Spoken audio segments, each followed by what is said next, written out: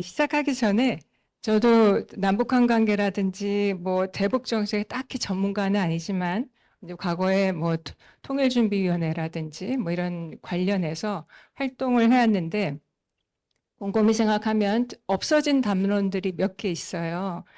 그게 북한 붕괴론이라는 말은 더 이상 하지 않는 것 같고요.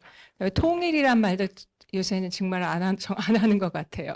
그래서 그만치 남북한 관계도 굉장히 변했고 또 여론도 많이 변했는데 제가 이제 궁금한 건 우리가 이제 전 세션에서 이제 중요한 얘기들을 많이 했습니다. 그래서 저의 키 테이크어웨이는 먼저 세션에서 먼저 이제 전재선 교수님이 말한 그 어떤 주한미군의 역할 재조정 문제 또 한국의 그 대북 억지 그 노력을 이양하는 것 말씀 많이 주셨는데 그 부분이 상당히 중요하게 이번 세션에도 걸릴 것 같고요. 두 번째는 대만 문제인데 대만의 컨틴전시가 이제 한반도에 미친 영향이 워낙 강력하기 때문에 그 문제 그것도 수십 년 동안 논의됐던 문제입니다. 미국이 중국과 협상할 때 북한과 대만을 놓고 어떻게 카드놀이를 할 거냐 그런 얘기를 많이 했지만 특히 최근에는 이제 저희들이 읽는 많은 그 미국에서 나오는 잡지들에서 그 대만 문제를 심각하게 다루고 있습니다. 그래서 지금 라이칭더 대통령은 아시다시피 민진당이지만 국회는 또 국민당이 하고 있어 분점 정부고, 그래서 국내 정치적으로 뭔가 플레이를 할 수 있다. 이 분쟁을 일으키는 그래서 선임자보다는 그 이전에 첸수이벤 쪽에 더 가까운 리더십을 라이칭더가 갖고 있어서 이걸 조금 어렵게 좀 문제로 보고 있는 분들도 있으시더라고요. 그리고 세 번째는 러시아 문제인데 아무래도 이제 북러 관계가 이제 동맹 관계가 상호 안보에서 중요해졌기 때문에 이걸 어떻게 떼놓나 하는 문제들이 또 많이 논의가 될 것 같아요. 그 점에서 우리 박원근 교수님께서 그 복합 대북 전략과 남북한 관계 재구성은 아주 뭐 컴프레hen시브하게 좋은 발제문을 써주셨습니다. 그래서 선생님께 한 13분에서 15분 정도 발언기 드리겠습니다. 큰 틀에서 이게 우리가 사실은 신정부 외교정책 대토론회라고 해서 준비를 했는데 이번 선거가 워낙 특수한 상황이고 너무 이 통일 외교 안보 쪽의 의견들 각 당도 그렇고 구체적인 공약과 정책도 보이지 않고 특히 우리가 오늘 이번 세션에서 다루는 북한 문제, 통일 문제는 매우 중요하고 또 어떻게 보면 생각이 가장 나뉘어져 있는 분야지 않습니까? 근데 그럼에도 이렇게 중요한 대통령을 뽑는 선거에서 이 얘기가 되지 않는다라는 것에 굉장히 걱정이 많이 되고 그래서 동아시아 연구원에서 이 부분을 최소한도 이런 방향으로는 가야 되지 않느냐라는 그런 좀 의견을 모아보자 해서 시작이 된 거고요. 그래서 아마도 앞에 첫 번째, 두 번째 세션보다는 정책적인 부분이 좀 더 많이 들어가 있습니다. 그리고 제가 뭐 연구자로서 정책 연구도 많이 했기 때문에 좀 그런 내용들이 좀 더 있다라고 좀 봐주시면 될 것 같습니다. 처음 시작점은 과연 북한이 어떤 생각을 갖느냐, 남북 통일을 하려면 북한부터 상대가 북한이니까 북한이 어떤 생각을 갖느냐가 매우 중요한데요. 뭐 여기에 대해서는 북한은 저는 신냉전을 추구한다라고 생각을 합니다. 신냉전이라는 것은 뭐 이게 반드시 그렇게 된다라는 보장이 있는 얘기는 아니지만 북한이 원하고 북한이 희망하는 그런 방향이다라는 것이죠. 2021년부터 김정은이 직접 신냉전이라는 표현을 쓰기 시작했고 작년 말에 있었던 8기 11차 전원회의에서도 다시 한번 확인을 했습니다. 자주 세력권과 패권 세력권이 서로 충돌한다. 저는 굉장히 의도적으로 이런 얘기를 하고 있다고 생각이 되고요. 만약에 정말 신냉전이 도래해서 그때 냉전 같은 진영이 구축된다면 그 안에서 북한은 자신의 많은 문제를 해결할 수 있다라고 생각할 겁니다. 일단 자신들이 원하는 사실상의 핵 보유국의 위치를 공고히 할 수 있을 것이고 경제도 더는 뭐 미국과 한국 혹은 서방과의 관계와 상관없이 그 안에서 진영 안에서 경제의 대안 모델로서 자신들이 그 안에서 움직일 수 있다. 그러면 제재 문제도 저절로 풀리는 그런 상황이다라고 판단하고 있다고 판단이 됩니다. 이제 그런 것을 북한이 노리고 있다라고 판단이 되고 있고요. 그런 면에서 북한이 앞으로 본격화될 대미, 북한 비핵화 협상은 분명히 시작이 될 가능성이 있는데 그런 면 또 대러 관계, 대중 관계도 일단 신냉전의 틀에서 보고 있다라고 판단이 됩니다. 남북 관계는 뭐 제가 길게 말씀 안 드리겠습니다. 이쪽 뭐 다 아시리라고 생각합니다. 김정은이 벌써 재작년 12월 또 작년 1월 달에 적대적 두 국가론을 얘기했고 또 작년 2월 8일 그들이 말하는 건군절에서 분명하게 영토 완정, 필요시 무력으로 대한민국, 더 이상 남조선이라는 표현을 쓰지 않으니까 대한민국을 군사력으로 점령하는 것이 그들의 국시다. 가장 중요한 국가의 목표다라고 분명히 얘기를 했고요. 그 즈음에서 북한이 대남 정책에 여러 번 얘기했던 것 중에 하나가 그대로 이 부분을 읽겠습니다. 우리 제도와 정권을 붕괴시키겠다는 괴뢰들의 흉악한 야망은 민주를 표방하던 보수의 탈을 썼던 조금도 다를 바 없었다. 그러니까 한국 정부의 성격에 상관없이 자신들은 적대적 두 국가론을 유지하고 가져가겠다라는 것을 아주 명백하게 보여주고 있다라고 판단이 됩니다. 굉장히 많은 모습들을 보여주고 있는데 가장 최근에 북한 주민 2명이 표류를 해서 한국에 왔습니다. 그 표류를 했는데 한국 정부 입장에서 확인해 봤더니 이 사람들이 표류를 해서 다시 북한으로 돌아가고 싶다. 그래서 북한한테 아무리 연락을 하는데도 아무런 답이 없는 이제 그런 상황이거든요. 자신들이 국민이 왔는데 다시 돌려보내겠다라는 것조차도 답이 없을 만큼 철저하게 한국과의 관계를 단절하고 있는 게 북한의 모습이다라고 판단이 됩니다. 이것은 앞으로 새로 시작될 정부가 아주 신중하게 접근해야 할 것을 보여준다라고 판단이 되고요. 더 걱정은 한국 국내의 문제죠. 학교에서 가르치는 사람 입장에서 통일에 대해서 관심이 학생들이 점점 없어지는 것, 뭐 여러 가지 것은 우리가 여론조사로 충분히 확인이 됩니다. 더군다나 북한이 말하는 적대적 두 국가론이라는 것에 대해서 국내에 아직은 뭐 이게 좀 잠재했는데 국내에서도 본격적인 논의가 다시 한번 진행될 가능성이 있다라고 생각이 됩니다. 이게 전반적으로 그냥 바라보고 있는 현재의 남북관계 통일에 대한 환경이다라고 생각을 하면요. 그러면 과연 어떻게 해야 되냐? 우리 EAI 동아시아 연구원이 사실 2013년에 이 작업을 한 게 있습니다. 이게 하영세 이사장님이랑 저도 참여를 해서 했던 작업인데 그 당시에 우리가 이제 복합 대북 전략이라고 했고요. 여러분 그 발제문에 나와 있는 표입니다. 2013년도에 그렸던 표니까 벌써 10여 년이 지났죠. 근데 여전히 유효합니다. 그 말은 여전히 우리가 기대하고 바랬던 방향으로 전혀 가지 못하고 있다라는 것을 방증한다고 생각합니다. 그래서 여전히 그때 만들었던 우리가 복합 대북 전략이라는 것이 필요하다라고 앞으로도 계속 진행이 돼야 된다라고 판단을 하고 있습니다. 가장 큰 정책적 목표는 아마 거의 다 동의를 하실 거라고 생각하는데 현 김정은 체제가 추진 중인 선핵, 핵을 가장 앞세우는 것을 넘어서서 결국 북한이 비핵 안보 선경, 경제를 앞세우는 방향으로 가야 된다라는 것, 그것을 한국이 지원해야 된다라는 것이 우리 대북 정책의 가장 큰 목표가 되어야 되지 않을까 하는 생각을 갖고 있습니다. 그러기 위해서는 제가 뭐 몇 가지를 적어놨는데 제일 우선적으로 현재 상황에서 비춰볼 때 우리가 해야 될 것은 역시 북한 핵의 문제죠. 뭐라 해도 북한 문제를 해결하는데 이 핵 문제가 늘 앞에 모든 걸 막고 있기 때문에 이것에 대한 뭔가 해결책이 없이는 남북 관계가 굉장히 어렵고 진전이 없고 또 한반도의 평화는 어렵다라는 것은 뭐 실증적으로 우리가 너무 많이 경험을 하고 있는 상황이고요. 근데 이 상황이 훨씬 안 좋아지고 있다는 것도 여러분 잘 아시라고 생각을 합니다. 그래서 이 부분을 우선 해결하기 위해서는 앞서 세션에서 좀 얘기 나왔던 한미가 발전시켜왔던 확장 억제, 이 확장 억제가 저는 가장 중요하다라고 생각을 합니다.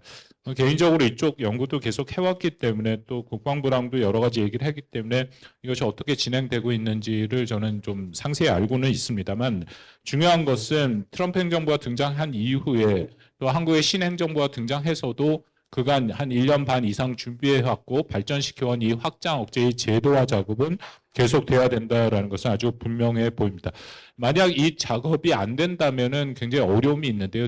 다시금 한국에서 핵무장론이 등장할 가능성이 있고 또 뭐 전술핵 한반도 재배치 이런 얘기들이 더 힘을 얻을 가능성이 있다. 근데 이것의 가장 핵심 중에 핵심은 결국 앞에서도 계속 나온 한미 동맹이겠죠. 한미 동맹을 새 정부에서도 중시한다라고 뭐 이것은 현재 양당 다 그런 얘기를 하고 있으니까 그런 동맹을 기반으로 한미가 북한에 대한 억제력을 강화하는 것이 가장 필요하고 우선돼야 된다라고 생각합니다. 또 두 번째, 이게 두 번째가 있다가 순서가 있는 것은 아닙니다. 늘 제가 이렇게 말씀드리면 뭐 억제만 하자는 거 아니냐, 결코 그렇지 않고요. 뒤에 잠깐 또 말씀을 드리겠습니다만 저는 이른바 보수, 이른바 진보, 제가 이른바라고 표현을 쓰는 거는 제가 보수 진보의 이 구분, 일반적인 구분에 동의가 안 돼서 그렇습니다. 저는 제가 늘 진보인지 보수인지 모르겠습니다. 그런 면으로는. 그래서 이른바라고 표현을 쓰는데요. 어쨌든 이른바 보수 정부에서는 늘 억제를 강조하고 이른바 진보 정부에서는 이건 늘 관여를 강조하고 이거는 우리 김병현 교수님이 쓰시는 중앙일보의 이 실론을 제가 한 번도 안 빼놓고 다 보고 있는데 늘 거기서 핵심적으로 강조하고 계시는 주장이라고 생각을 합니다. 이렇게 한쪽으로만 치우친 형태로는 결코 북한 문제를 해결할 수 없다. 그래서 우리가 복합이라는 표현을 쓰는 것도 이것을 같은 국면에서 물론 때에 따라서 비중은 다르게 작동을 하겠지만 그것이 같이 움직여야 된다라는 것은 분명해 보입니다. 그래서 제가 첫째, 둘째 그렇게 얘기하는 것이 우선순위는 아니다라는 말씀을 드리고요. 근데 더불어서 필요한 것은 북한이 선핵을 포기하고 아까 말씀드린 비핵 안보 선경으로 선택하도록 지원을 해야 된다라는 그런 면이죠. 그래서 그 지원에는 뭐 여러 가지 그 방법들이 있습니다만 아까 모두에 말씀드린 과연 북한이 그리는 신냉전이라는 것이 유효한가? 저는 그렇지 않다라고 생각을 합니다. 그렇다면은 그 신냉전이라는 꿈을 꾸고 있는 북한에게 정확한 현실을 전달해 주는 것이 필요하고요. 그런 면에서 중국과 또한 러시아와 협력을 강화하는 것도 저는 매우 필요하다라고 생각을 합니다. 이것을 통해서 북한의 노선을 전환하도록 유도해야 된다라는 것이고요. 또 더불어서 결국 미북 간의 협상이 매우 중요한데 미북 간의 협상이 보여주기가 아니라 실질적인 결과를 도출해야 된다. 저는 여기서 가장 중요한 것 중에 하나는 북한 비핵화라는 최종 목표를 반드시 미국과 한국이 합의하고 그것을 내세워야 된다고 생각합니다. 만약 북한 비핵화라는 그 목표가 없어진다면 이제 더 이상 대화와 외교와 합의와 타협을 통한 북한 비핵화는 사라지고 군사적인 수단만 남게 됩니다. 그렇기 때문에 현실성을 떠나서라도 분명한 목표로는 그것이 필요하다라는 것을 보여줄 필요가 있다라고 생각을 합니다. 더불어서 진행되는 과정에서 아까 말씀드린 북한이 한국과의 대화를 어떻게 할 것이냐 아마도 정부가 새로 등장하면 어떤 정부가 등장하든 다시금 북한과의 대화를 시도할 가능성은 크다. 근데 이것을 굉장히 조심스럽게 접근해야 된다라는 것이죠. 북한이 이렇게 명백하게 적대적 두 국가론을 선포한 상태에서 우리가 일방적 대화를 계속 주장하는 것은 오히려 북한의 반발을 가져올 수 있다. 그거보다는 당장 남북 간의 현안 문제, 심각한 문제에 걸려 있는 것들이 있습니다. 당장 해결할 문제. 예를 들어서 대북 확성기 문제, 또 우물풍선 문제 이런 것들은 뭔가 협의를 통해서 저는 합의에 도출할 수 있다라고 생각합니다. 그러니까 이런 문제부터 접근하는 것이 필요치 않을까 하는 생각이 있고요. 또 북한 문제는 앞에서도 뭐 계속 얘기가 나왔습니다만 세계 주요 의제와 연결돼 있습니다. 이것은 뭐 저희가 부인할 수 없는 상황이라고 판단이 되고요. 러시아 우크라이나 전쟁에 북한이 파병한 것도 우리가 흔히 말하는 영어로 링키지 폴리틱스라고 하는 연계 정치의 아주 대표적인 사안 중에 하나고 미중 간의 관계가 또 당연히 북한 문제와 연계돼 있을 수밖에 없다라는 것 이제 그런 것들도 우리가 같이 고민을 해야 된다라고 판단이 됩니다. 앞에서 세션에서 나온 생성형 AI 이것이 지정학적 굉장히 큰 변화를 갖고 올 것이다라는 것은 분명해 보이는데 아직 방향성이나 구체성은 떨어지죠. 근데 우리가 앞으로의 대북 통일 정책에는 이것도 핵심적으로 고민을 해야 된다라고 생각을 합니다. 또 하나 북한이 그러면 대북 적대시 정책, 그러니까 대남 적대시 적대적 두 국가론을 얘기했는데 그리고 사실상 통일 포기 선언을 했는데 과연 우리는 어떻게 해야 될 것이냐. 저는 뭐 당연히 우리 입장에서는 통일에 대한 여전한 목표를 추구해야 되고 헌법 4조를 유지해야 된다라고 생각합니다. 다만 이것은 어떤 인위적인 통일이 아니라 기존에 그 우리가 하고 있는 신뢰 구축 조치가 강화되는 자연스러운 결과 측면에서의 통일을 끌어가야 된다라고 판단이 됩니다.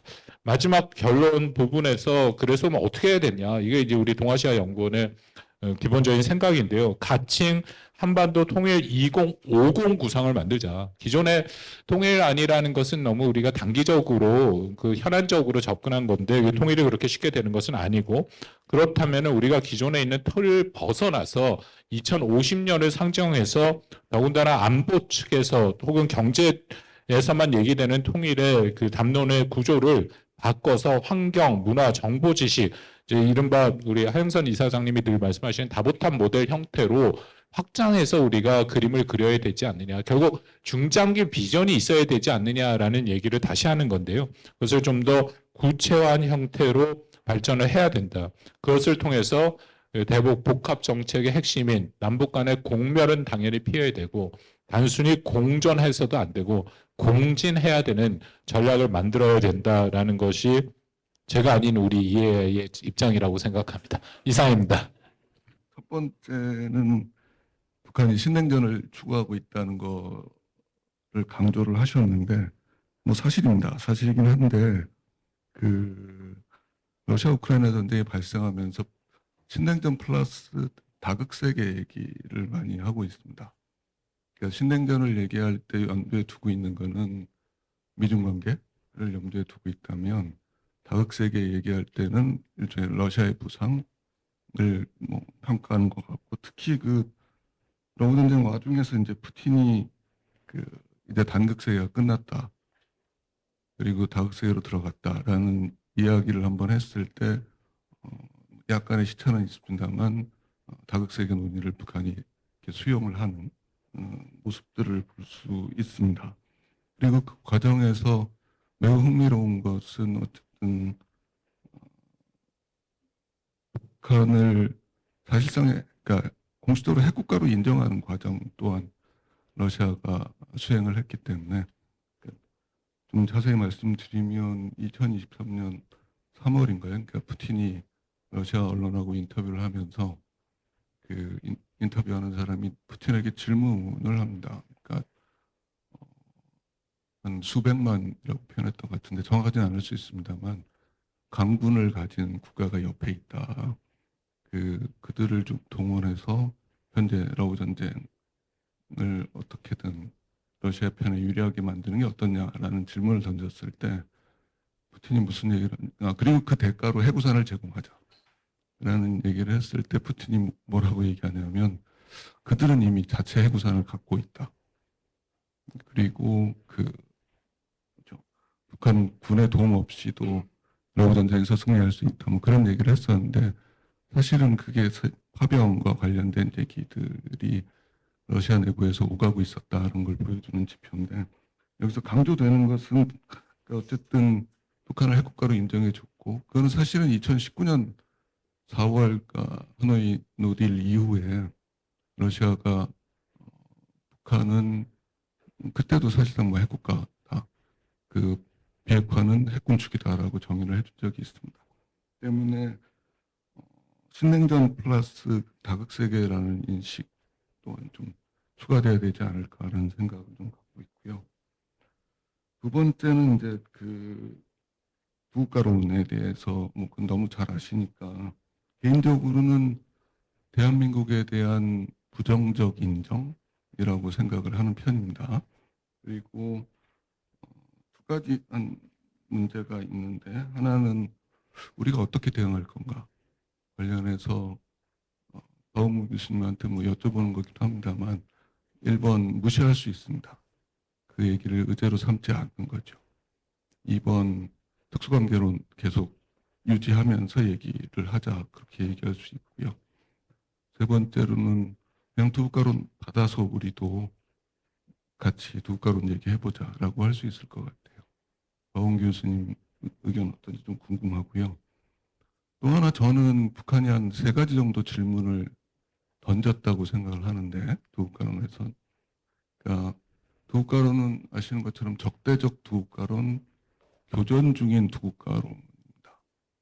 그러니까 첫 번째는 적대성을 그러면 어떻게 해소할 건가?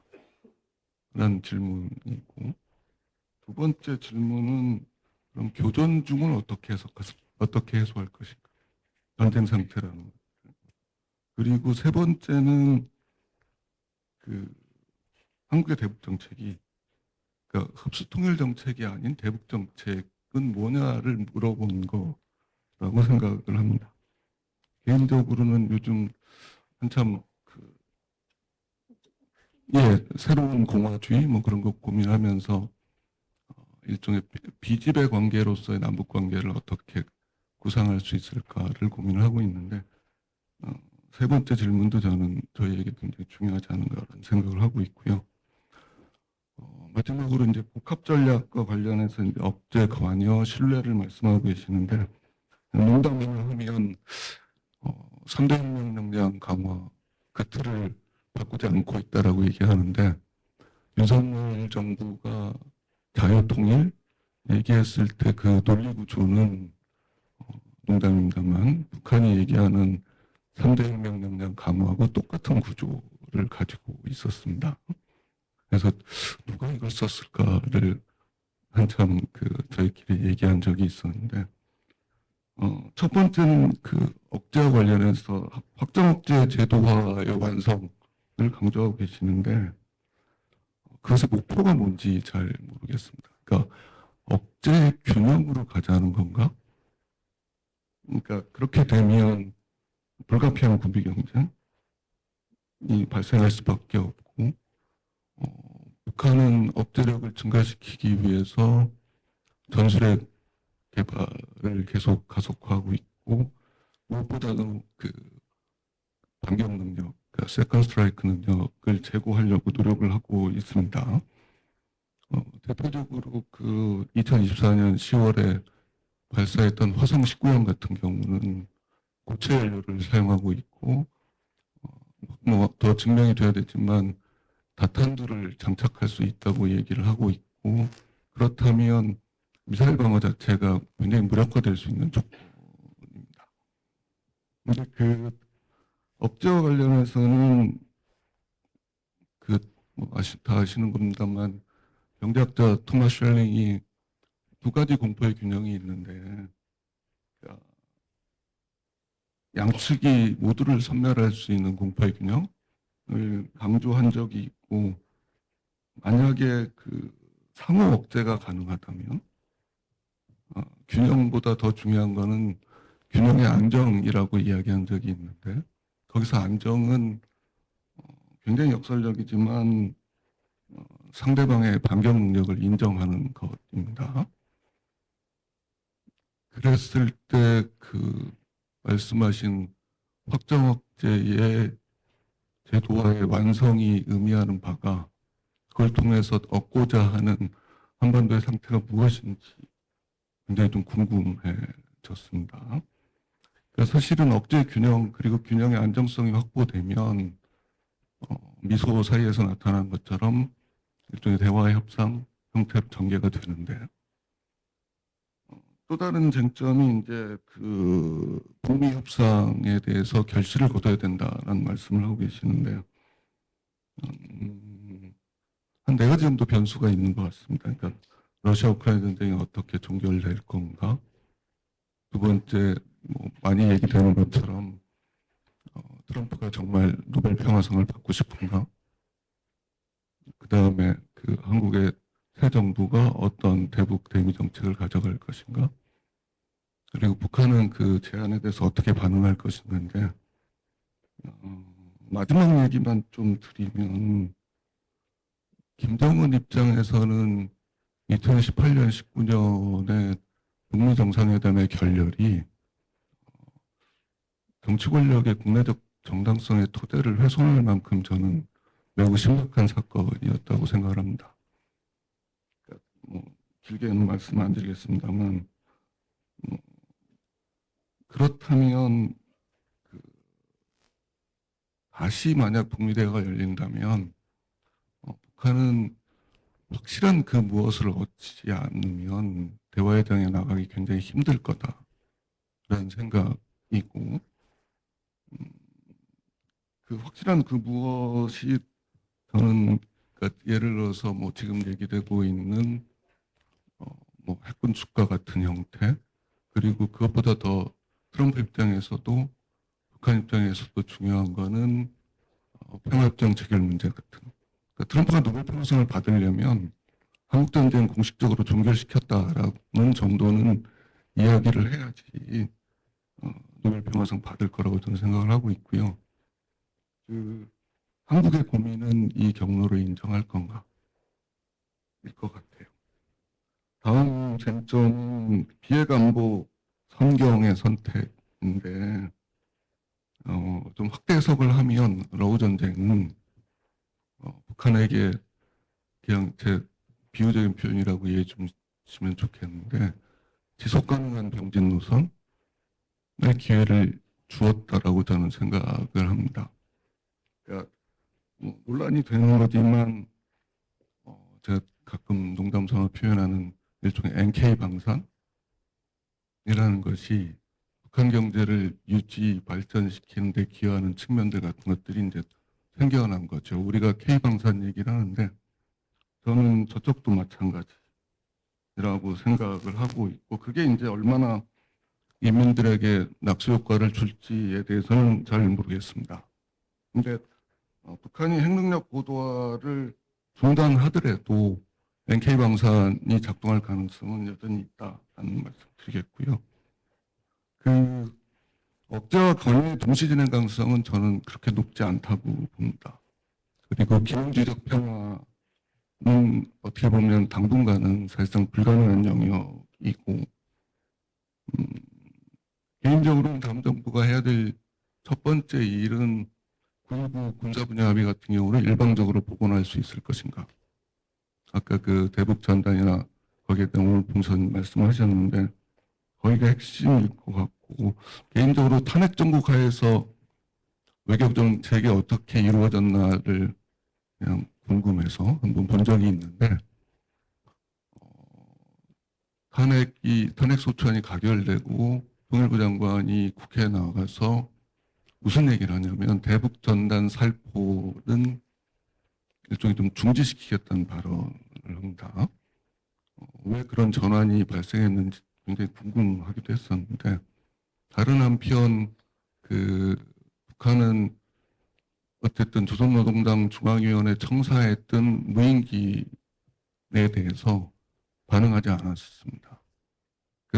왜 이런 사태가 발생했는지가 궁금한데, 그러니까 공화주의적 시각에서 보면 일종의 상호 자제가 작동을 했던 탄핵 정국 하에서 좀 거기에 대한 고민이 있고요.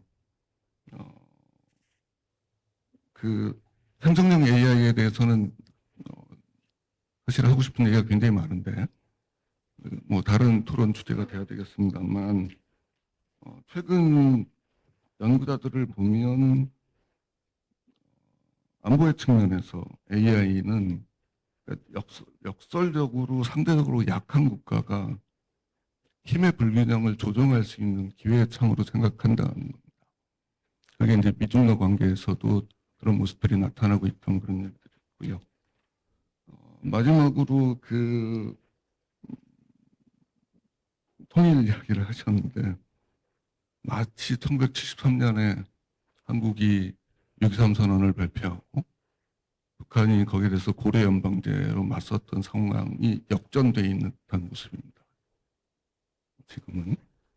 근데 그 공존의 경로를 통한 통일의 길에 대해서 박 교수님이 별 동의를 하지 않고 계시는데 저는 만약 있다면 거의 유일한 길처럼 보이고 따라서 개인적으로는 아까 그 중장기 비전을 만들려고 말씀하셨는데 예, 마지막 한마디만 하겠습니다. 저는 오히려 중장기 비전을 만드는 국내 정치적 과정을 어떻게 구성할 것이냐가 먼저 돼야 된다.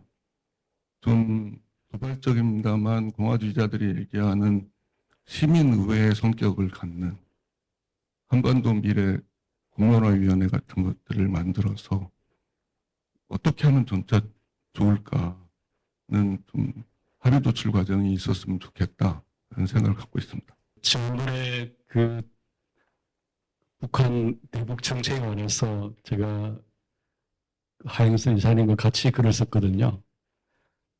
3년이 지나고 이제 박원 교수님께서 글을 쓰셨는데 하 교수님께서 쓰신 파트는 제거하고 제가 쓴 파트보다 월등히 낫습니다. 그래서 진화가 있구나 이렇게 생각을 하고 감사한 마음이고 특히 그 그림 1에 그 나와 있는 그 그림을 이렇게 좀 우리 정치하는 분들이 특별히 이 자리에 어떤 후보들이 앉아서 좀 들어서 이 복합 개념을 잘 이해하면 좋겠다 하는 생각이 들거든요. 그래서 많이 좀 읽혀지길 바랍니다.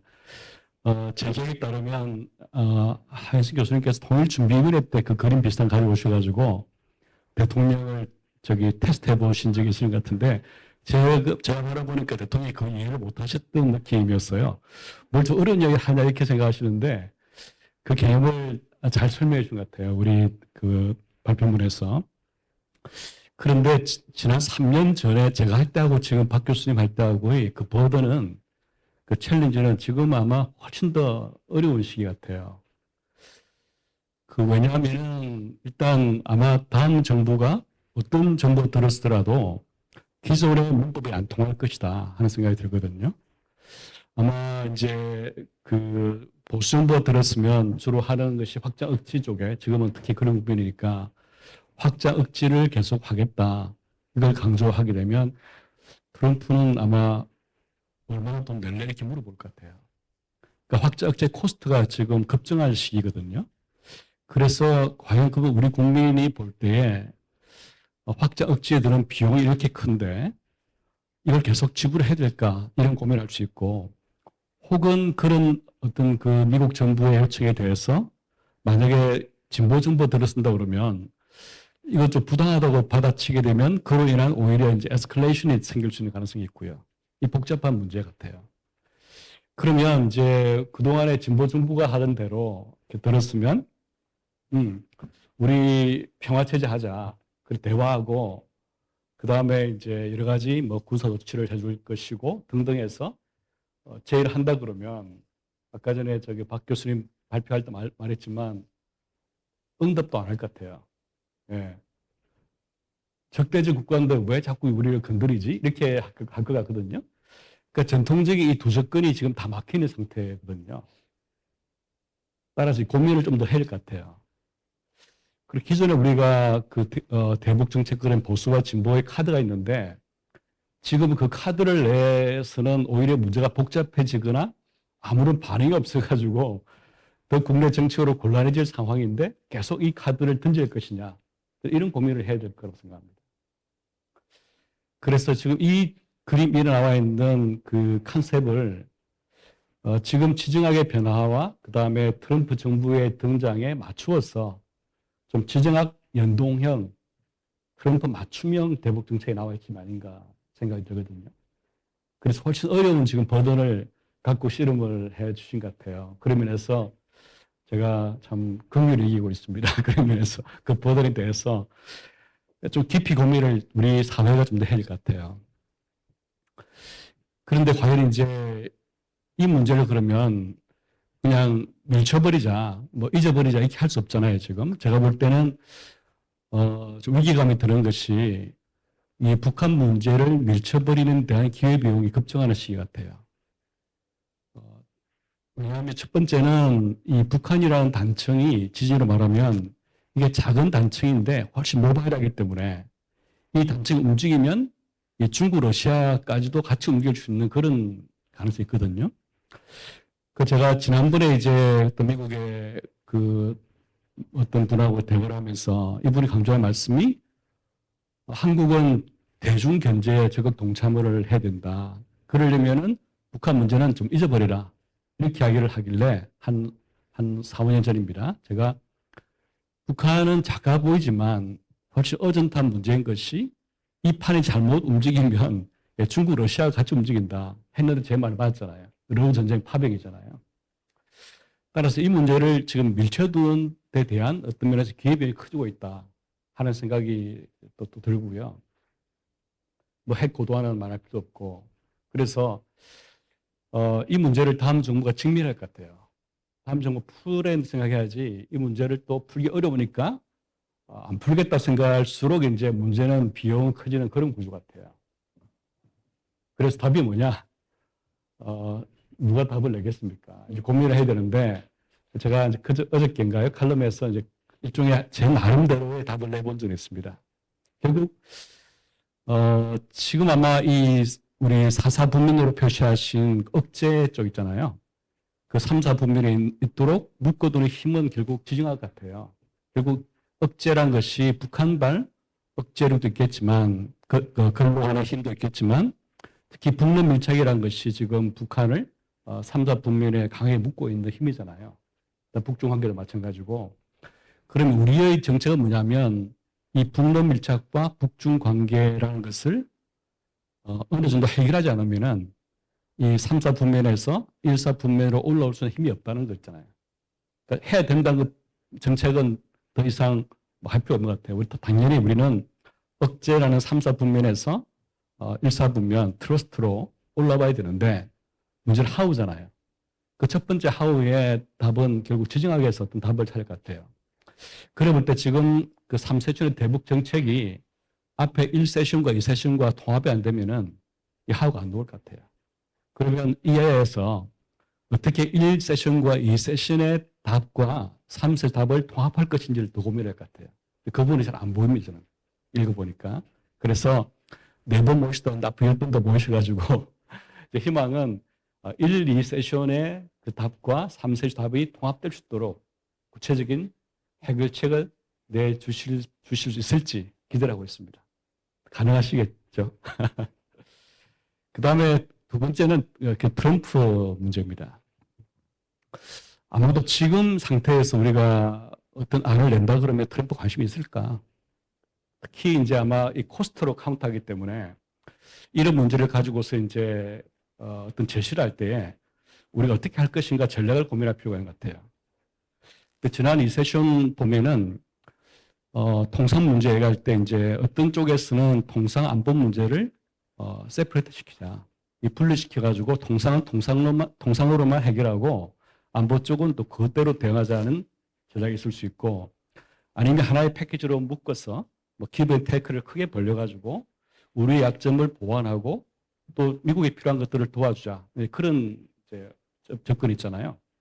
그런 문제까지 고민을 해야 될 것 같습니다.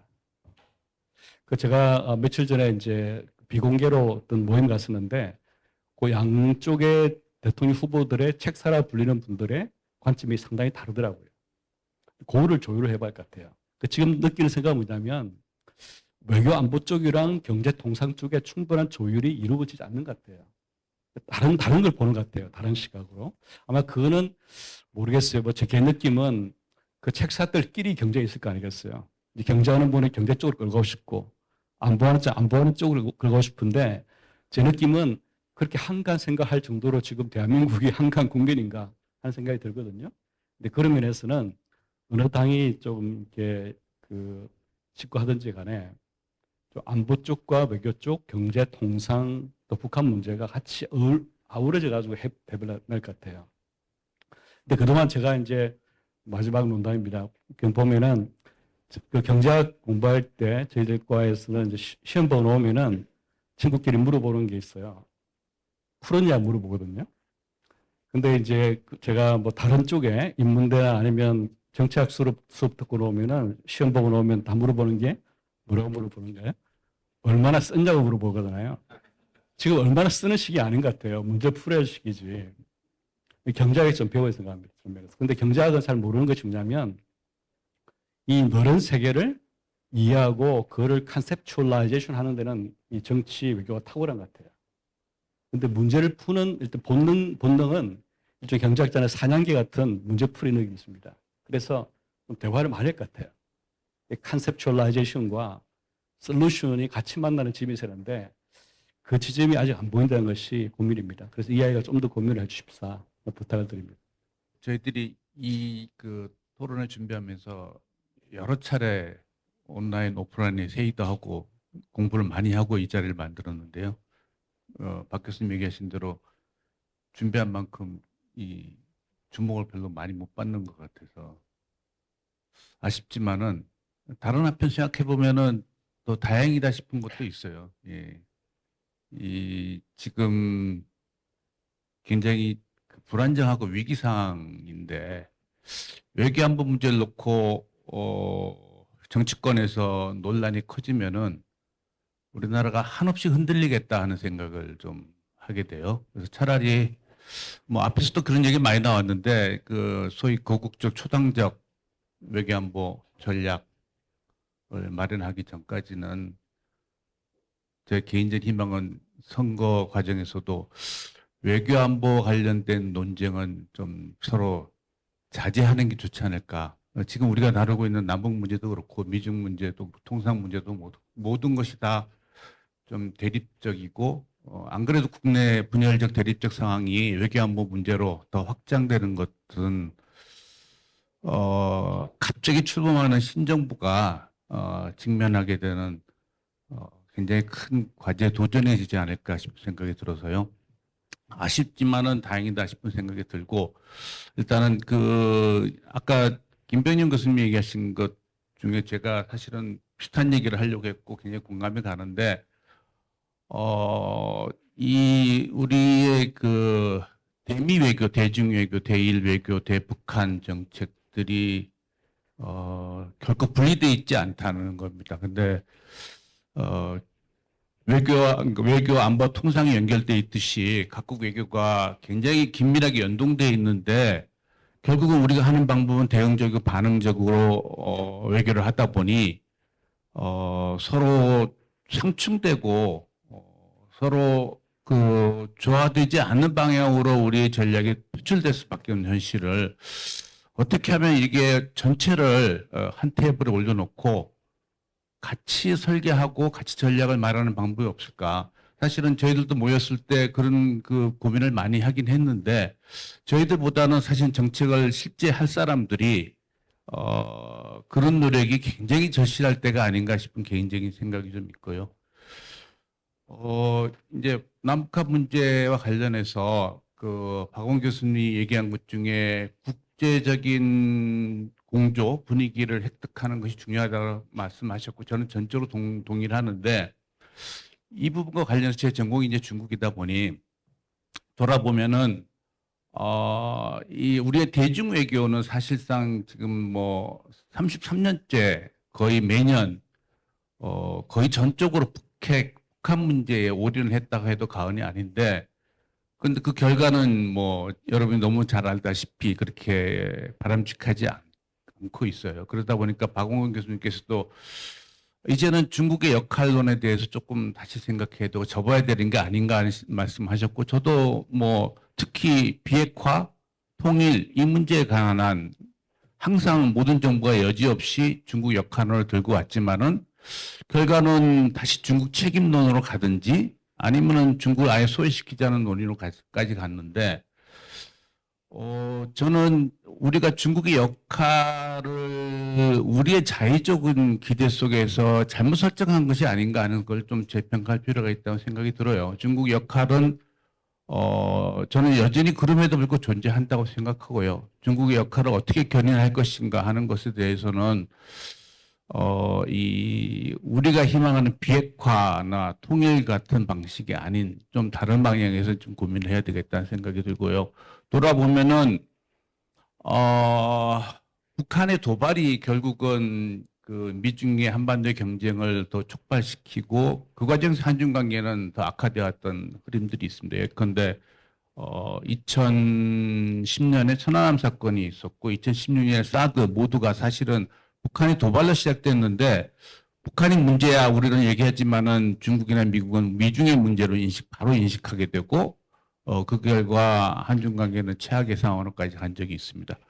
그래서 지금 상황도 사실은 그 위험에서 굉장히 자유롭지 않다고 생각해요. 그래서 우리가 대전략을 얘기해야 되고 남북한 관계 개선도 얘기해야 되고 통일도 얘기해야 하겠지만은 지금 상황에서는 오히려 우리가 중국과의 관계에서 역할을 모색해야 될 거는 일단은 북한의 도발과 한반도의 불안정을 어떻게 관리할 것인가 하는 사실은 굉장히 소극적이지만 비관적이고 소극적이지만은 그것이 굉장히 우선돼야 되는 상황이 아닌가 하는 게 개인적인 제 생각입니다. 지금 상황은 북한은 이래저래 굉장히 밀착돼 있고 또 중로 관계도 역사상 최고조에 있다고 양자가 서로 주장하고 있고 북중은 조금씩 회복되는 기미를 보이고 있는데 한중은 제가 보기에는 2010년 사드 이후에 최악의 상태에서 큰 변화가 없는 상황에 있어서 우리가 그런 구도에서 이 북한의 도발이나 한반도 불안정 또는 뭐 심지어 정반대 북미 대화가 진행이 됐을 때 우리가 어떤 역할을 수행하고 우리가 원하는 방향으로 이끌어낼 수 있는 어떤 수단이나 어떤 기제를 가지고 있을까 하는 것을 좀 돌아볼 필요가 있다는 차원에서 한중 관계는 제가 보기에는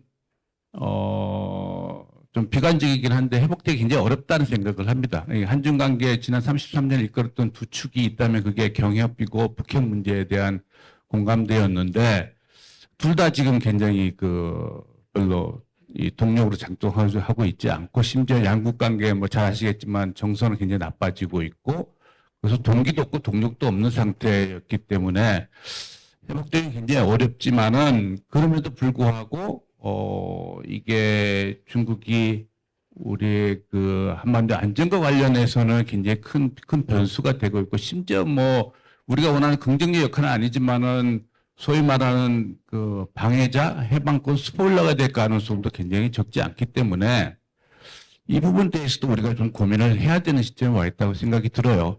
지금 뭐 북미 대화가 있을지 없을지 모르지만 기억하시겠지만 북미 대화가 있자마자 중국이 시진핑 정부가 6년간 안 해왔던 북중 정상회담을 돌연히 연달아서 1년 사이에 5번이나 진행시켰던 걸 돌아보면은 중국이 한반도 문제에서의 역할을 하는 어떤 특수한 상황들이 있는 거예요. 한반도 정책 기조는 기본적으로는 한반도 안정화를 통한 투코리아를 통해 현상 유지를 하겠다는 기조를 지속하고 있긴 한데,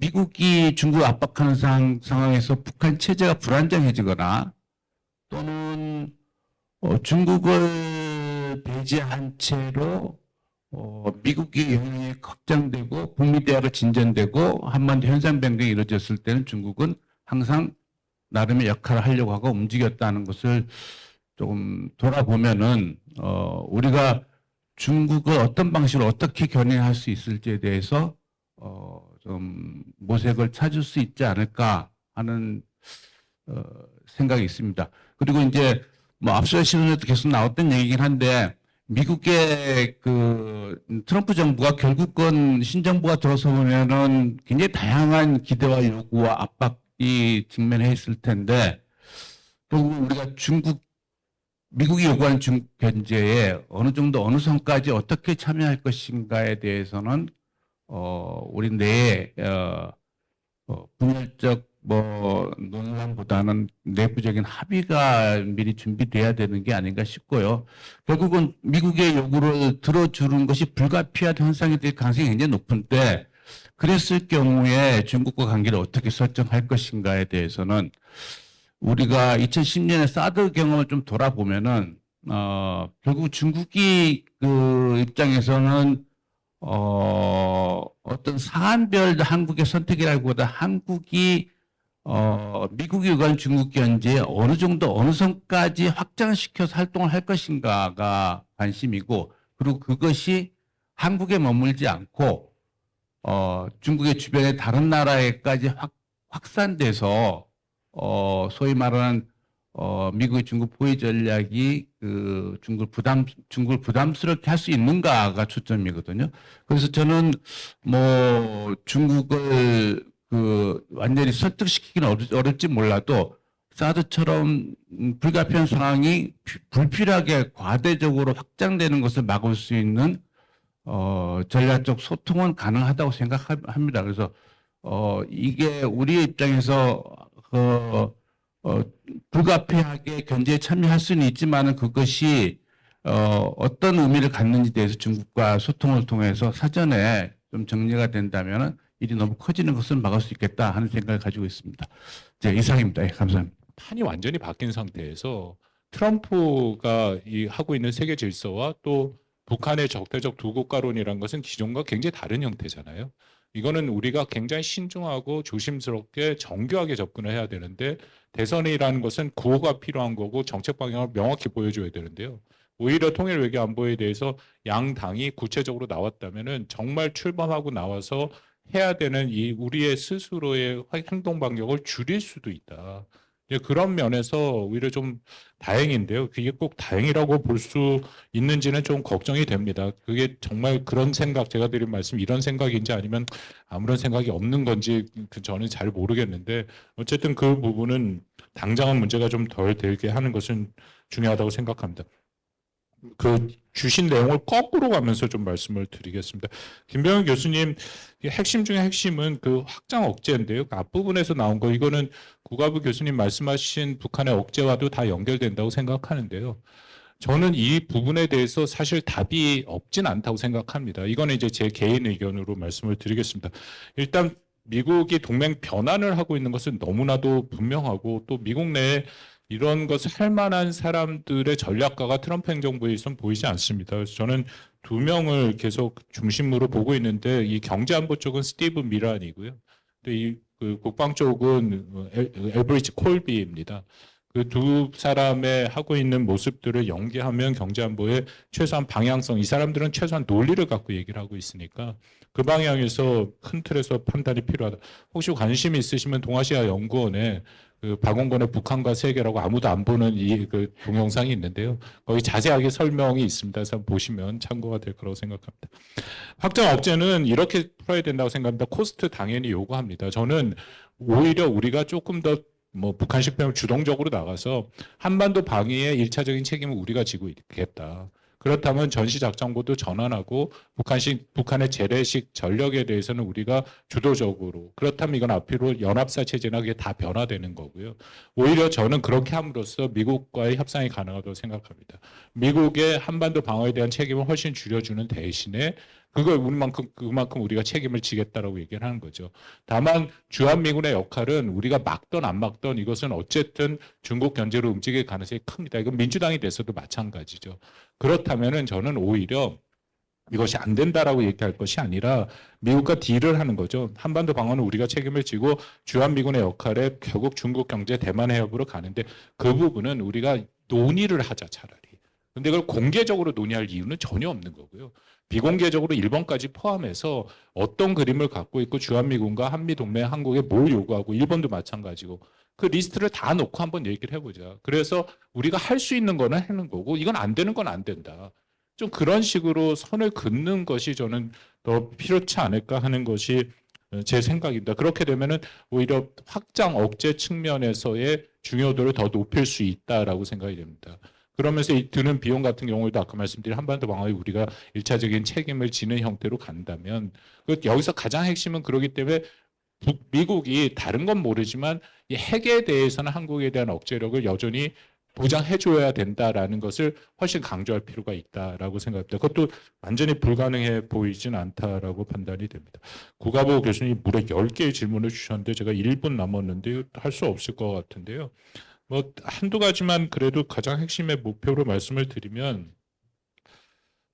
저는 사실 이 러우 전쟁에 북한이 지속 가능한 병진 노선을 가져왔느냐에 대해서는 좀 다른 생각이 있습니다. 저는 이건 사실 하영순 이사장님 말씀이기도 하고요. 근데 저는 북한이 러시아를 선택한 건 굉장히 패착이라고 생각합니다. 러시아가 앞으로 러우 전쟁 이후에 국제 질서에서 어느 정도 위치를 가질까를 생각한다면은 북한이 과연 러시아와 그 모든 자신들이 갖고 있는 문제를 해결할 것이냐. 오히려 저는 굉장히 어려움이 더 있다. 일단 그래도 북한의 많은 국가 수용적인 유럽을 등을 돌리게 하는 행동이고 또 북한의 경제에 정말 필요한 것은 러시아와의 경제와 서로 병행되지 않습니다. 그렇기 때문에 단기 처방 차원에서는 가능하다고 보지만 그 이상은 안 되는 거고요. 정말 북한이 원하는 첨단 군사 기술도 러시아로부터 나오지 않는다. 더더군다나 앞으로 러우 전쟁과 미국의 전략이 중국과 어떻게 될지 모르지만 여기서 이른바 일부에서 얘기하는 러시아를 끌어들이는 방향으로 간다면 북한은 자신들이 생각하는 신냉전 체제의 한 축이 잃어버릴 가능성도 있고 다극체제는 저도 그렇게 봅니다. 이미 김정은이 다극체제를 도래했다라고 과거형으로 얘기하고 있고 그 담론 구조는 사실은 러시아와 중국과 거의 유사한 얘기를 하고 있죠. 그거는 일부러 그렇게 만들어 가고 있다. 그렇지만 러시아 자체를 북한이 선택한 것은 김정은이 갖고 있는 패착 중에 하나라고 생각합니다. 그 정도로만 일단 말씀드리겠습니다. 러시아 문제를 말씀하셔서 그런데 최근에 좀 유럽 대사님들을 좀 만나봤거든요. 근데 다들 하는 얘기가 한국이 그 러시아에 대해서 그 갖고 있는 입장에 대해서 굉장히 섭섭해해요.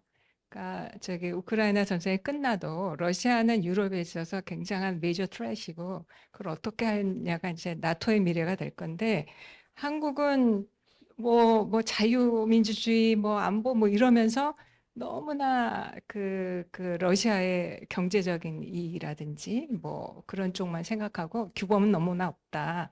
그래서 물론 북한하고의 관계를 떼어놓기 위해서 러시아하고 관계를 개선하는 건 굉장히 중요하지만 그래도 일정 범위의 원칙이 있어야 되겠다. 잘못했다가는 이후의 친구들한테 굉장히 그 부메랑을 받을 것이다. 이런 생각이 들고요. 그 지금 조금 시간이 남았는데 세 분 토론자님께 좀 여쭤보고 싶어요. 이거 지금 우리가 많이 그 학습 효과가 수십 년 있었잖아요. 지금 트럼프 2기는 트럼프 1기, 그다음에 지금 대선에 승리할 가능성이 있으신 분이 상당히 그 앞에 문재인 정부, 뭐 이렇게 김정은은 똑같고.